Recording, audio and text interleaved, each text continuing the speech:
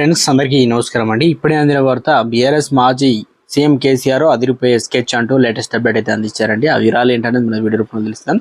వీడియోని స్కిప్ చేయకుండా పూర్తిగా చూడండి. అప్పుడే కంప్లీట్ ఇన్ఫర్మేషన్ అయితే అర్థమవుతుంది. మీలో ఇంకెవరైనా సరే మన ఛానల్ సబ్స్క్రైబ్ అయిపోతే వెంటనే మన ఛానల్ సబ్స్క్రైబ్ చేసుకోండి. ఇటువంటి లేటెస్ట్ అప్డేట్ అందరికంటే ముందుగానే అందించడం జరుగుతుంది. చూస్తున్నారు కానీ లైక్ చేయడం మర్చిపోతున్నారు. వెంటనే లైక్ చేయండి. మీరు లైక్ చేయడం వల్ల ఇన్ఫర్మేషన్ మరింత మందికి రీచ్ అవుతుంది. ఇక లేట్ చేయకుండా వీళ్ళకి అయితే వెళ్ళిపోదామండి. గులాబీ పార్టీకి డిఎంకే పార్టీ బాటలో నడిచేలా కనిపిస్తుంది. ప్రస్తుతం గులాబీ పార్టీలో కష్టకాలంలో ఉన్న సంగతి తెలిసిందే. ఈ తరుణంలోనే గులాబీ పార్టీ మరి ఇంత బలోపేతం చేసుకునేందుకు రంగం సిద్ధం చేసుకుంది. ఇందులో భాగంగానే కేటీఆర్ ఆధ్వర్యంలో గులాబీ పార్టీ నేతల బృందం చెన్నైకి ప్రయాణం కానుంది.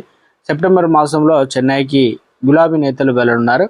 అక్కడ గులాబీ పార్టీని గ్రామ స్థాయిలో బలోపేతం చేయడం పైన దృష్టి సాధించింది గులాబీ పార్టీ. ఇక తమిళనాడులో కూడా డిఎంకే పార్టీ చాలా బలంగా ఉంది. గ్రౌండ్ స్థాయిలో పార్టీని బలోపేతం చేసి స్టాలిన్ సక్సెస్ అయ్యారు. ఇప్పుడు స్టాలిన్ బాటలో గులాబీ పార్టీ నడవడం ఉందన్నట. సో మొత్తం మీద అయితే అక్కడ అనుసరించిన వ్యూహాలు ఇవన్నీ కూడా భారీగా స్కెచ్ అయితే వేశారనమాట. సో మొత్తం మీద అయితే పార్టీ ఇప్పుడు లోక్సభ అసెంబ్లీ ఎన్నికల్లో ఏదైతే తక్కువ సీటు రావడం, లోక్సభలో ఒక సీటు కూడా రాకపోవడం ఒకసారిగా బీఆర్ఎస్ కనుమరుగయ్యే పరిస్థితి ఉందని, ఈ రకంగా రాష్ట్రంలో కాంగ్రెస్లో చేరుతుందని బీజేపీ అనడం, ఇక బీజేపీలో చేరుతుందని కాంగ్రెస్ సీఎం రేవంత్ రెడ్డి స్వయంగా చెప్పడం